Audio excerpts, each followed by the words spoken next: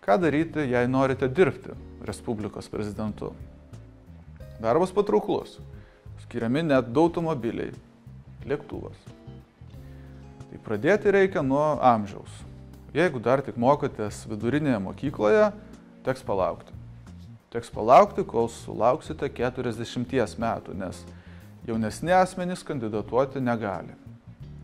Be to, reikia būti Lietuvos piliečių pagal kilmę, bent 3 metus iki rinkimų būti gyvenus Lietuvoje ir atitikti kitus reikalavimus. Jeigu juos visus atitinkate, kad taptumėte kandidatu, reikės pateikti daug dokumentų, sumokėti rinkimų užstatą ir surinkti ne mažiau kaip 20 000 jūsų kandidatūrą remiančių rinkėjų parašų. O po to jau tiksliai nežinau, ką reikia daryti, bandykite kažkaip įkalbėti žmonės balsuoti už jūs. Pereikime prie paskutinio, skandalingiausio klausimo.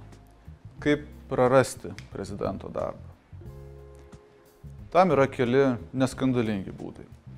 Paprasčiausiai sulaukti, kol baigsis prezidento kadencija, bus išrinktas naujas prezidentas, atsistatydinti iš pareigų. Prezidentas taip pat netenka savo pareigų sunkiai susirgęs arba numiręs.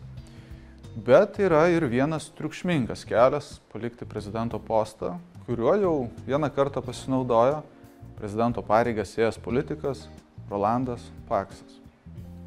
Tai yra apkalta.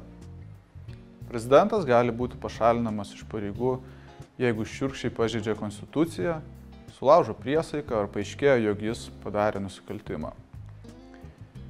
Rolandas Paksas buvo pašalintas iš šių pareigų po to, kai Konstitucinis teismas nustatė šias aplinkybės. Teismas pripažino, kad jis savo dekretu suteikė pilietybę Rusijos verslininkui Jurijui Borisovui už šio suteiktą finansinę paramą ir kitokią svarią naudą. Be to, Rolandas Paksas sąmoningai leido Jurijui Borisovui suprasti, kad dėl jo teisėsaugos institucijos atlieka savo tyrimą ir vykdo jo pokalbių telefonu kontrolę.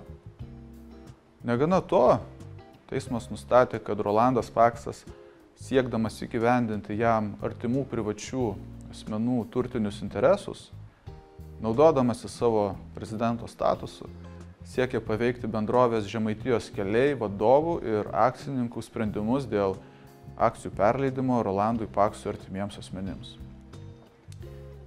Ši istorija įtvirtino politikams aukštus sąžiningumo standartus, kurie, tikėkimės, ateityje tik stiprės. Taigi, prezidento darbas yra įvairus ir atsakingas. Ačiū Jums, kad išklausėte iki galo. Tikiuosi, šios žinios pravers. Sėkmės moksluose.